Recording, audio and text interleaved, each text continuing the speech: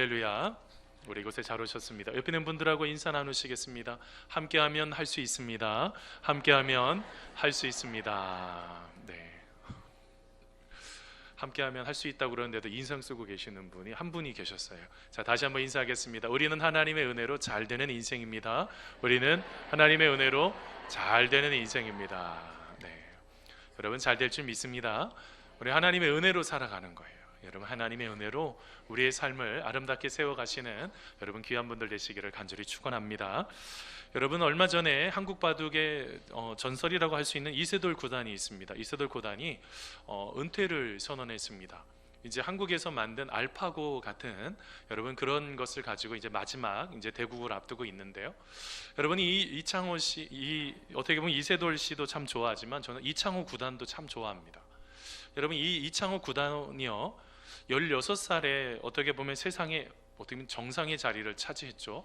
한국하고 일본하고 중국하고 여러분 이곳에서 대국을 펼쳐서 아주 좋은 결과를 냈던 바로 이 이창호 구단이 있습니다. 여러분 이 이창호 구단이요 어떻게 보면 고수 중에 고수인데요. 이분의 특징이 뭐냐면 묘수를 적게 사용한다는 것입니다. 여러분 묘수가 뭐예요? 저도 정확하게 잘 몰라서 찾아보니까 묘수라는 게 뭐냐면 바둑에서 수가 나지 않을 곳에 아주 절묘한 수를 두는 거, 이게 묘수라는 것입니다. 도대체 상상을 못했던 그곳에 딱 그 바둑 알을 딱 두면서 전세가 역전이 되는 바로 이런 놀라운 것이 이제 묘수죠. 그래서 여러분 이게 또 이 묘수를 통해서 공경에서 벗어나거나 승리하기도 하고 또한 이렇게 전세를 역전하기도 하는데요. 그래서 어느 날 기자가 묻습니다. 이게 지금 바둑의 스타일이 조금 달라서 이 묘수가 있는 것이 아니라 이게 묘수도 있긴 있겠죠. 그렇지만 이게 조금 다른 사람들과 좀 달라서 질문을 했습니다. 그랬더니 이창호 씨가 바둑 스타일에 대해서 자기는 이렇다는 거죠. 저는요 묘수를 두려고 하지 않습니다. 기자가 다시 묻습니다. 아니 왜죠? 묘수는 이길 확률이 가장 높은 방법이잖아요. 그러자 이창호 씨가 이렇게 대답했다고 합니다. 저는 모든 대국에서 51%의 효율만 추구합니다 라고 했다는 거예요. 여러분 질문하려고 그럽니다. 51%의 효율과 100%의 묘수 둘 중에서 어떤 게 이길까요? 여러분 어떤 게 진짜 이길까요? 거부하셔도 괜찮습니다. 대답 안 하셔도 상관없는데 여러분 이게 그 묘수라는 게 여러분 매번 생각이 날까요? 이게 그래서 그게 문제라는 거예요. 여러분 51%의 효율이라는 것은 지금 자기가 바둑 한 집 하나를 딱 놓으면서 거기에서 생각을 하게 되는 거죠. 어떻게 이것을 통해서 이것을 어떤 길로 어떤 것을 통해서 이것을 승리할 수 있을까에 대한 것. 그래서 가장 중요한 게 뭐냐면 바로 차곡차곡 하나씩 쌓아서 그것을 이기는 게 더 좋다는 거예요. 왜냐하면 묘수 한 번을 딱 뒀을 때 자만하게 된다는 것입니다. 이 사람이 좀 당황하고 있네? 이거 굉장한 것인가 보다 하면서 어떻게 할까요? 그 묘수를 통해서 상대방이 긴장을 하면 쾌감을 느끼게 되는 거예요. 하면서 이길 것 같다. 그런데 그럴까요? 조금 지나면 그걸 방어해서 그것을 또 여러분 반대로 여러분 감정이 묘수 때문에 감정이 흐트러지는 그런 일들이 일어나서 자기는 51%의 효율만 추구한다는 것입니다. 저는 그 글을 보면서 그런 생각을 해보게 됐습니다. 그게 바로 신앙생활이구나. 여러분 우리는 신앙생활을 한다고 하면서 바둑 하나를 하나씩 놓는 것처럼 이것을 일상의 삶 속에 최선을 다해서 살지 못하는 순간이 너무 많습니다. 지금 드려지는 이 예배도 우리가 그냥 단순하게 할 수 있는 게 아닙니다. 이 예배도 바둑의 한 알과 똑같은 것입니다. 이것이 있어야지 되는 것이고 그 다음에 더 나아가서 하나님 앞에 기도하고 말씀도 읽으면서 내 인생의 모든 것들을 하나하나 차곡차곡 그 모든 것들을 쌓아가야 된다는 것입니다.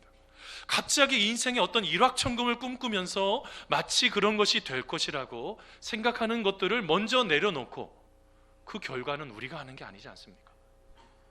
지금 인생의 삶의 하나하나에 이 한 돌 한 돌을 최선을 다해서 놓아야지 된다는 것입니다. 그렇게 될 때 우리 인생의 진정한 성숙이 나타나기 시작하는 것이고 그것을 통해서 하나님의 사람이 될 수가 있는 것입니다. 기도도 마찬가지입니다. 여러분 기도 중에서도요 고수 중에 고수가 있습니다. 그분들의 특징이 뭔지 아십니까? 얼마나 기도에 깊이 들어가는지 몰라요. 단순하게 내 필요를 요구하는 그것을 넘어서서 아주 기도가 깊이 들어가시는 분들이 계세요. 여러분, 그분들의 특징이 뭘까요? 처음부터 그렇게 기도를 잘했을까요? 아니요. 여러분, 어린아이들도요, 걸으려고 하면 내가 이렇게 해서 팔을 좀 힘을 좀 딛고 내가 좀 일어나서 발에다가 좀 힘을 기르고 약 한 45%로 기울기로 해서 내가 일어나야지, 이거 다 배우고 할까요? 아니요. 3,000번 4,000번 넘어지는 것입니다. 넘어짐을 통해서 걷는 것을 배우는 것입니다. 이것을 자꾸 놓쳐버리면 기도에도 마치 이론적으로만 배우려고 하시는 분들이 있습니다. 머리적으로 이렇게 기도하는 것이고 이렇게 기도하면 무엇인가가 나타나는 것이고, 이론적으로 기도를 다 배우고 나서 기도를 하지 않는다고 한다면 그건 기도를 안 하는 것입니다. 그럼 능력을 경험할 수가 없는 것이죠. 여러분, 기도라는 것이 여러분 다 배운 후에 하는 것이 아닙니다. 여러분, 존 체프만이라는 분이 이런 말을 했습니다. 기도를 배우는 유일한 길은 기도하는 것이며, 그 뒤에 한번 따라해서 보세요. 기도를 잘하는 가장 좋은 방법은 어떻게 하는 거라 그럴까요? 기도를 많이 하는 것이다.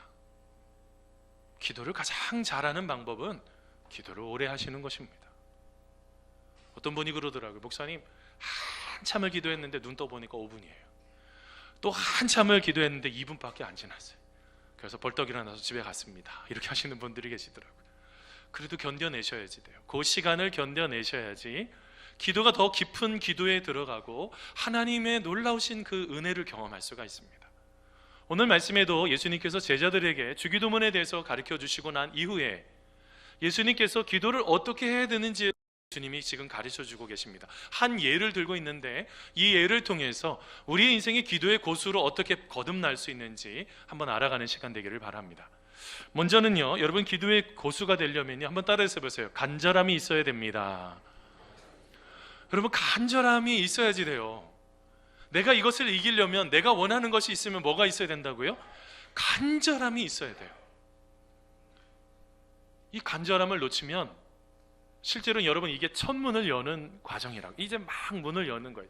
간절함이 없어서는 이 모든 것들 가운데 기쁨을 누릴 수가 없죠. 여러분, 오늘 말씀 한번 같이 한번 읽어보겠습니다. 누가복음 11장 5절에서 6절까지 말씀인데요, 여러분 같이 한번 읽어보겠습니다. 또 이르시되, 같이 읽습니다. 시작. 또 이르시되 너희 중에 누가 벗이 있는데 밤중에 그에게 가서 말하기를, 벗이여 떡 세 덩이를 내게 구워 달라. 내 벗이 여행 중에 내게 왔으나 내가 먹일 것이 없노라 하면. 아멘.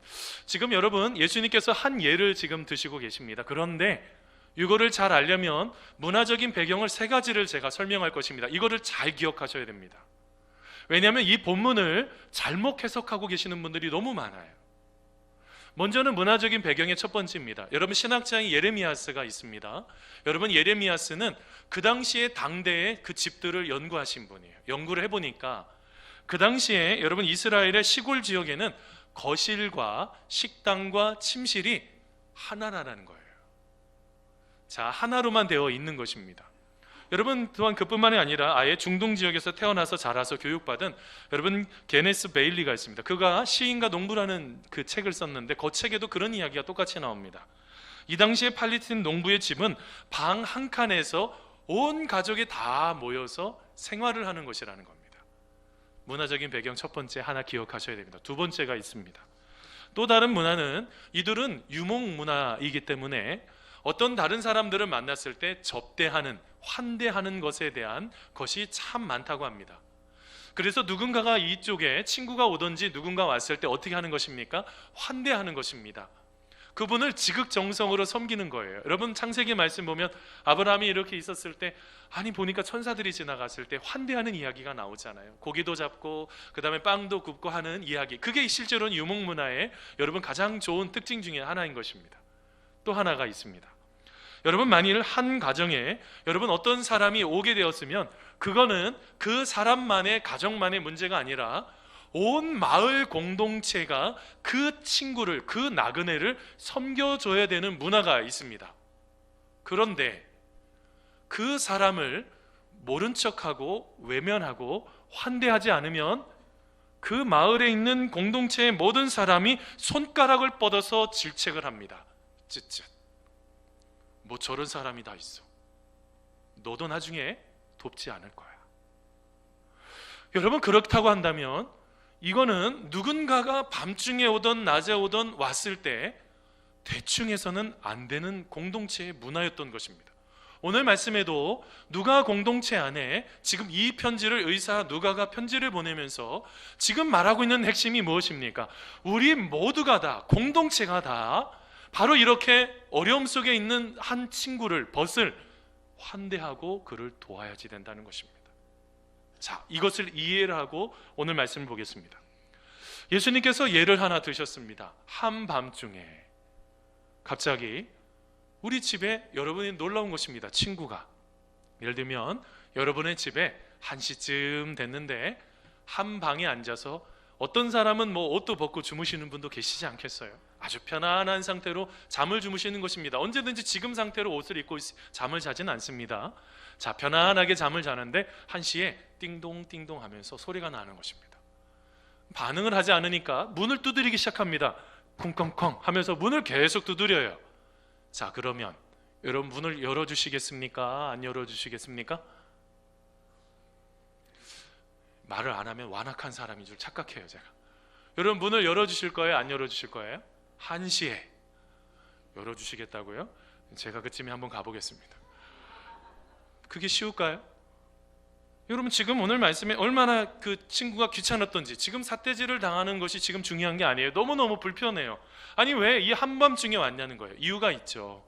그 친구를 다른 친구가 섬겨주고 싶었는데 자기 집에 떡이 없어요. 어떻게 한 것입니까?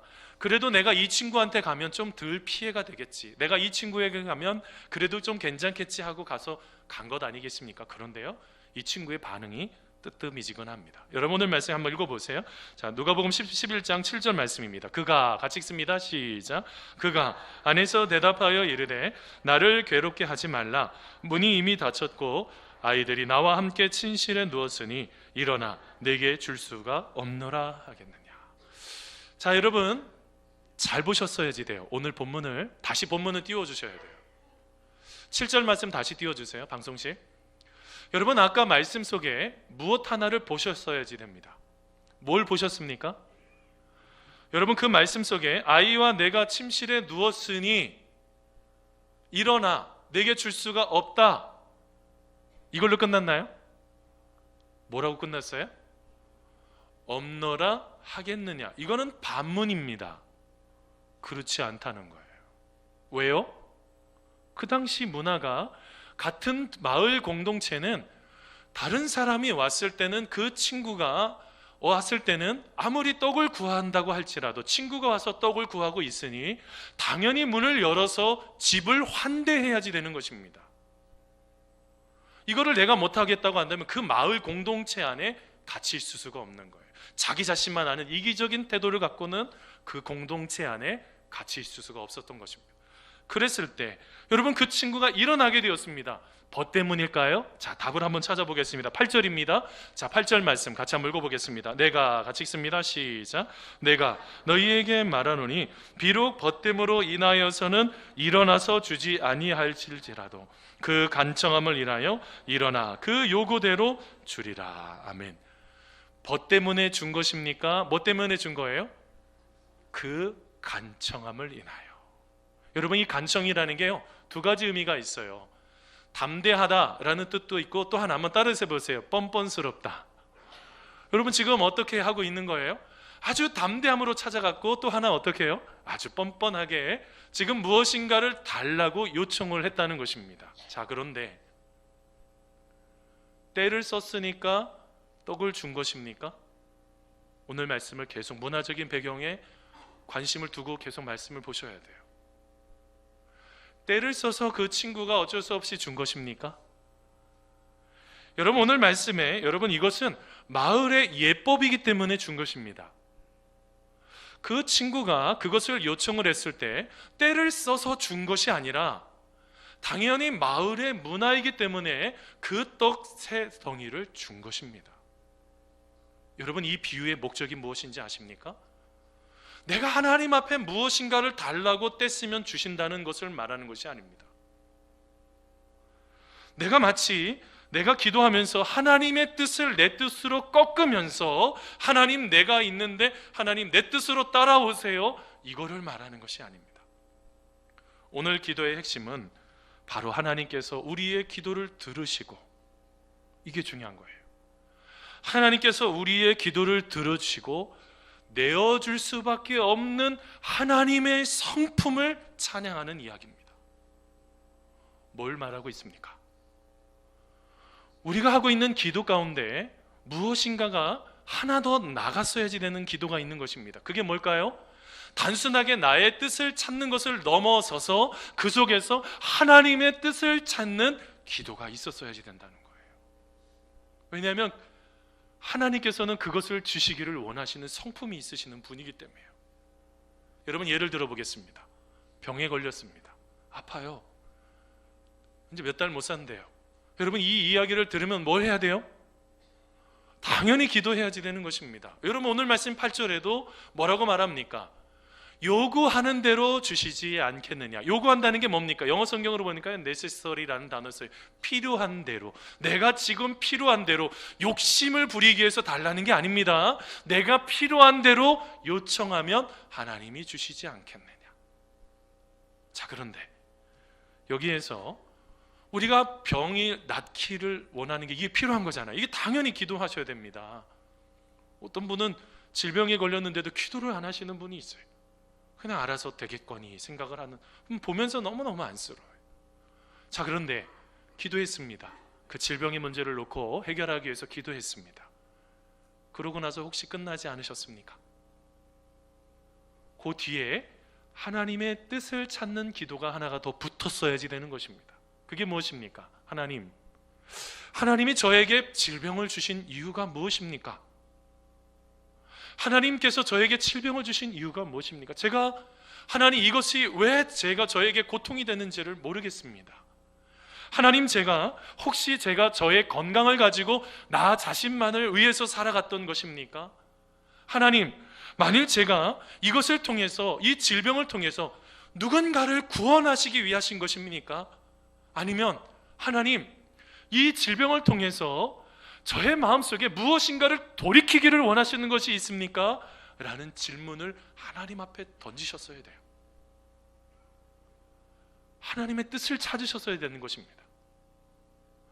그런데 우리의 기도는 주로 뭐에 함몰이 되냐면, 내가 원하는 것에만 몰두가 돼서 정작 그것을 주시는 하나님 아버지의 뜻을 몰라버리는 거예요.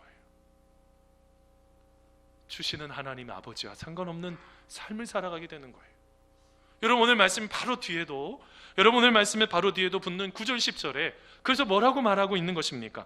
예수님은 계속 구하고 찾고 드리라고 하는데, 여러분 오늘 말씀 또 읽고 같이 또 더 해서 이야기 나누겠습니다.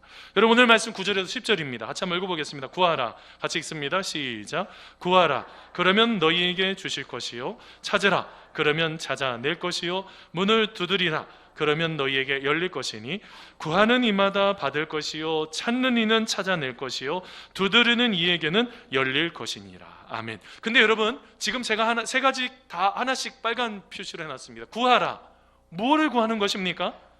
하나님의 도움을 요청하는 기도입니다. 하나님 도와주십시오.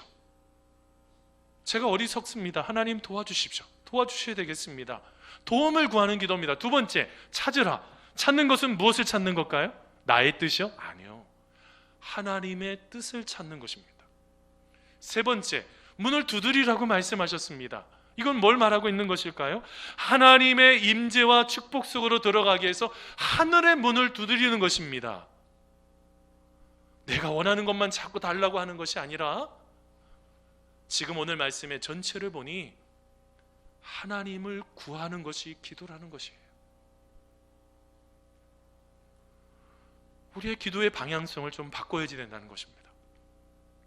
우리의 모든 것들 가운데 여러분이 간청하는 기도는요, 하나님을 구하는 것입니다.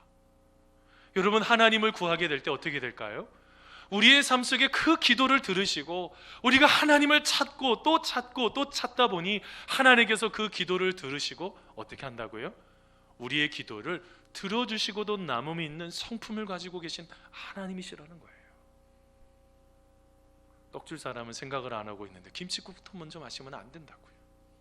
먼저 누구를 찾아야 된다고요? 하나님의 뜻을 찾는 우리가 되기를 여러분 간절히 소원합니다. 여러분, 두 번째로 봐야 되는 것이 있어요. 여러분, 기도의 고수가 되려면 하나님 아버지의 마음을 알고 기도하셔야지 됩니다. 이제는요, 자, 두 번째, 누가복음 여러분 11장 11절 12절입니다. 여러분 말씀 같이 한번 읽어보겠습니다. 오늘 본문입니다. 너희 중에, 여러분 같이 한번 방송실 말씀 띄워주세요. 같이 읽겠습니다. 시작. 너희 중에 아버지 된 자로서 누가 아들이 생선을 달라 하는데 생선 대신 뱀을 주며 알을 달라 하는데 전갈을 주겠느냐. 아멘. 여러분, 오늘 말씀은 잘 보셔야 됩니다. 주기도문을 가르쳐 주시고 하나님 아버지, 하나님을 지금 찾으라고 하시면서 그 뒤에 바로 붙은 게 뭐예요? 아버지와 아들의 관계라는 거예요.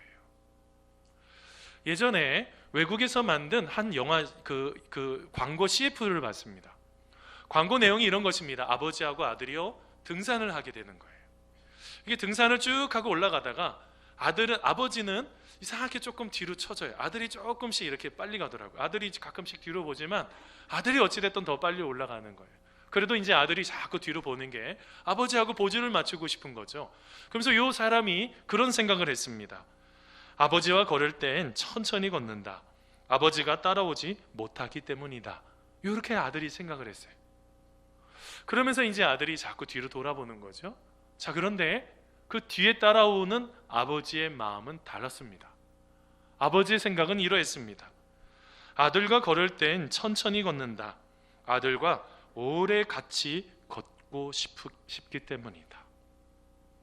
아버지의 마음은요, 아들하고 오래 걷고 싶은 거예요.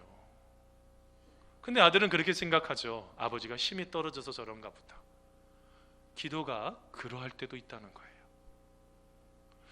우리가 하나님 아버지의 마음을 헤아리지 않고 무엇인가에 자꾸 집중해서 그 문제와 그것을 해결해야 되는 그것에 자꾸 집중하다가 정작 하나님 아버지의 마음을 놓쳐버리는 경우가 너무 많이 있다는 것입니다.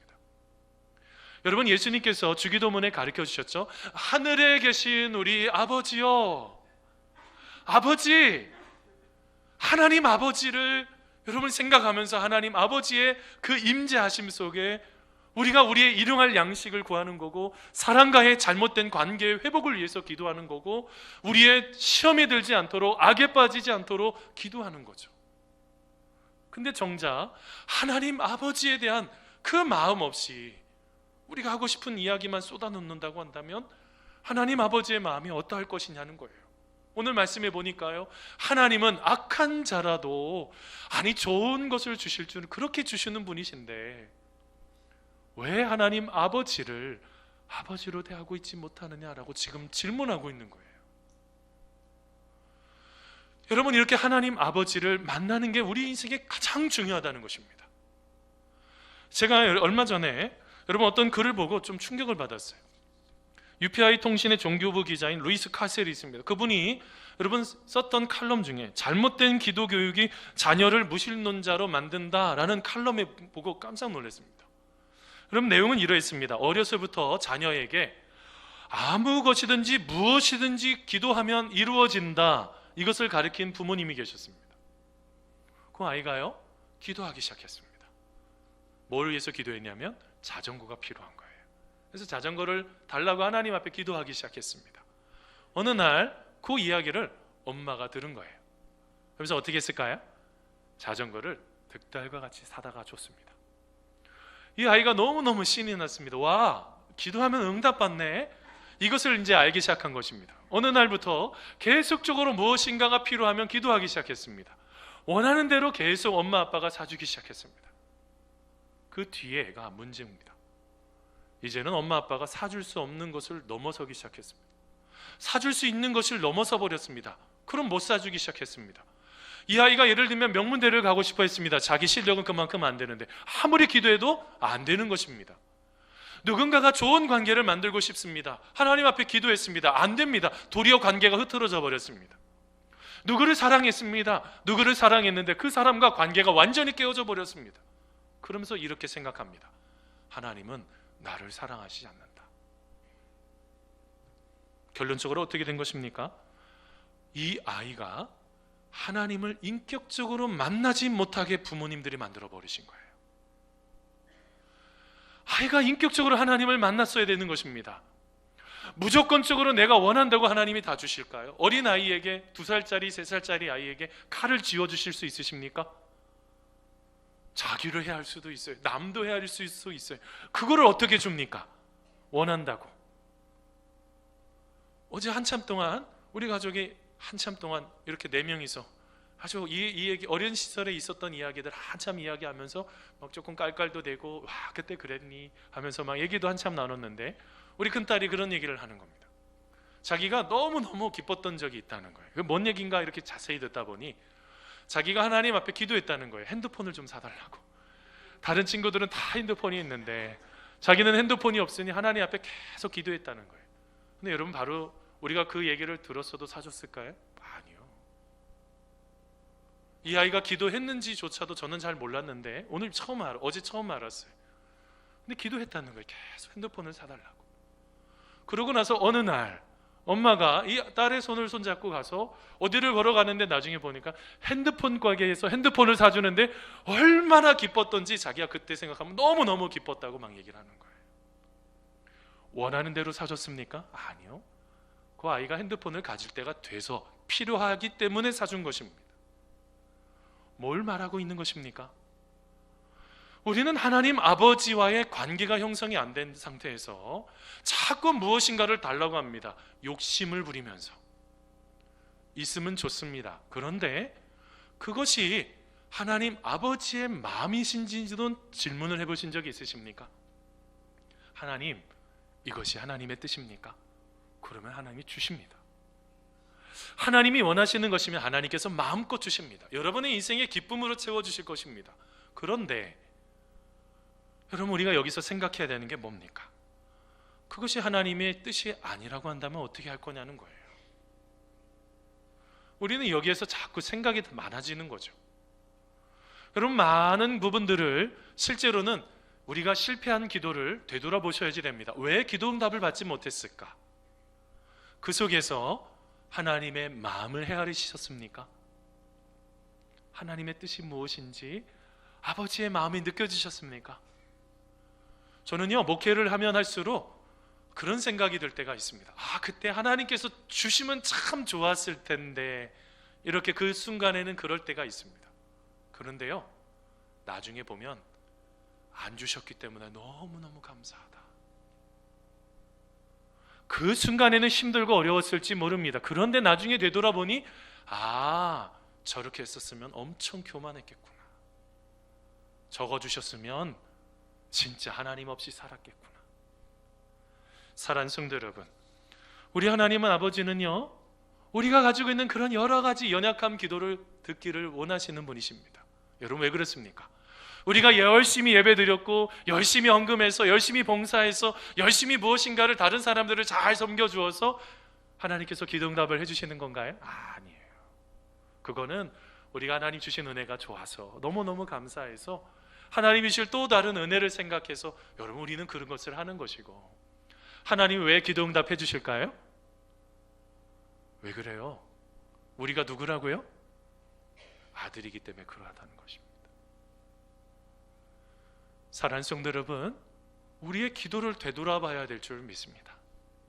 우리 하나님 아버지요, 아버지를 만나지 못하고 있는데 어떻게 그것을 응답을 받아요? 내가 원하는 것만 계속 얘기하고 하나님 아버지가 생각하고 계시는 그 놀라운 생각이 있는데, 더 좋은 생각이 있으신데, 그게 뭐라고 말합니까? 여러분, 오늘 말씀 13절 보세요. 여러분, 오늘 말씀의 13절에 이렇게 말했습니다.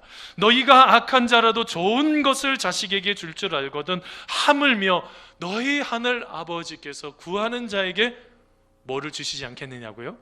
성령을 주시지 않겠느냐. 여러분, 오늘 말씀과 여러분 병행구절인 마태복음 7장 11절 말씀입니다. 여러분, 같이 한번 읽어보겠습니다. 너희가, 같이 읽습니다. 시작. 너희가 악한 자라도 좋은 것으로 자식에게 줄 줄 알거든 하물며 하늘에 계신 너희 아버지께서 구하는 자에게 좋은 것으로 주시지 않겠느냐. 여러분, 하나님이 뭐 한대요?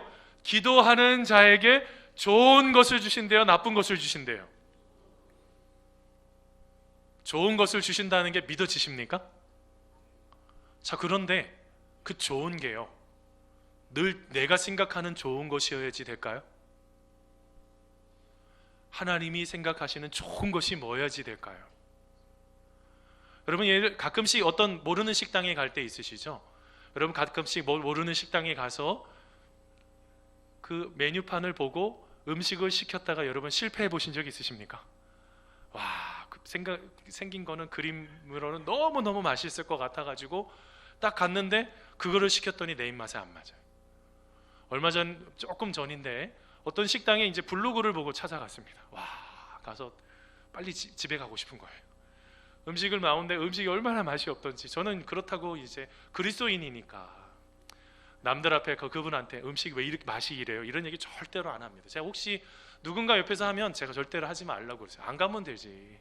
왜 그렇게 가서 또 나중에 기도하고 밥 먹었는데 야, 저렇게 그냥 막 얘기하네, 이렇게 얘기하면 좀 힘들 수도 있잖아요. 근데 여러분, 제가 그럴 때는 이제 지혜가 있는 것을 하나 알았어요. 그게 뭐냐면 이 집에서 가장 맛있는 것이 무엇입니까? 라고 종업원에게 물어봐야지 된다는 거예요. 여러분, 영어 표현 중에서 이런 표현이 있잖아요. 오늘의 추천 요리가 무엇인가요? 이건 맛있다는 거예요. 대표적으로 음식을 내놓을 수가 있는 음식이라는 거예요. 뭘 말하고 있습니까? 내가 원하는 것이 진짜 좋은 것이 아니에요. 더 좋은 게 있다고요. 여러분, 그게 뭐라고요? 오늘 말씀엔 누가가 표현하기를 바로 성령님이다. 여러분, 성령님이라는 게 뭐예요? 하나님 전체를 우리가 구해야지 된다는 거예요. 여러분, 생각을 한번 해보세요. 내가 원하는 것이 하나님의 인생 가운데 가장 원하시는 인생일 수도 있습니다. 마음이 땅에서 우리의 삶 속에 감사가 넘치고 행복이 넘칠 때도 있어요. 그런데 여러분, 하나님이 기뻐하시지 않는 것 주시지 않을 수도 있는 거예요. 왜요? 더 좋은 것을 예비하고 계시잖아요. 이거 믿어지십니까? 그냥 그거 안 주면 그냥 우리 하나님 미워요 하면서 막 교회도 안 나오고 어디 다른 데 가서 산으로 들러 내려가면서 막 스트레스 풀려고 하는데 공허하시잖아요. 해결이 되셨어요? 아니요. 하나님 아버지의 마음을 잘 알고 누구도 만나셔야 돼요. 성령과 기도보다 앞서지 말라. 우리 내년도 목표 중에 하나이기도 합니다. 성령과 기도보다 앞서지 않은 인생을 살아가야 돼요. 자꾸 하나님보다 앞서려고 하니까, 기도보다 앞서려고 하니까 어떻게 돼요? 자꾸 넘어지는 인생을 사는 것입니다. 사랑하는 성도 여러분, 성령님은요, 우리 안속에, 우리 가운데 역사하셔서 우리의 연약함을 아주 긍휼히 여겨주시는 분이세요. 그래서 어떤 분은요, 성령님을 어머님처럼 표현하더라고요. 모성애가 있으신 분이에요. 꼭 안아주시는 분이에요. 한 주간의 삶 속에 좌절되고 실패하고 넘어졌던 그 모든 것 속에 다시 안아주시고, 그리고 우리의 삶 속에 공허한 거예요. 열심히 무엇인가 해놓고 아무것도 마음속에 남는 게 없는 것 같아요. 근데 여러분, 성령님은요, 그 공허함을요 다 여러분 채워주시는, 우리 그 모든 것을 채우고도 남음이 있는 바로 우리 하나님이시라고요.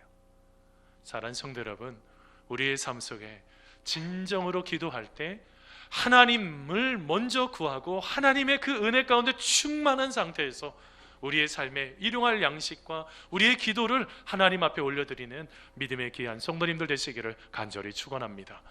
이런 말씀을 맺습니다. 기도의 사람 존 플래처라는 분이 이런 말을 했다고 그럽니다.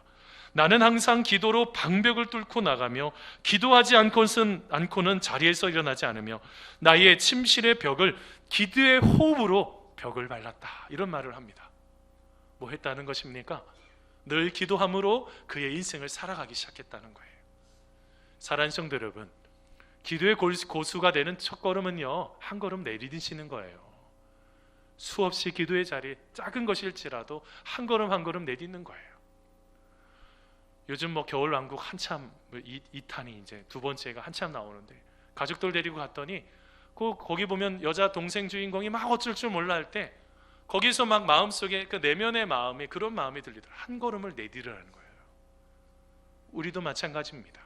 기도의 고수는요, 기도하는 그 시간, 작은 것일지라도 하나하나 쌓이면 그것을 통해서 놀랍도록 역사하시는 그 하나님의 손길과 기도의 깊이를 경험하는 여러분, 우리가 되게 될 줄 믿습니다. 여러분, 하나님 안에 진정으로 기도를 포기하지 않는 우리가 되기를 간절히 소원합니다.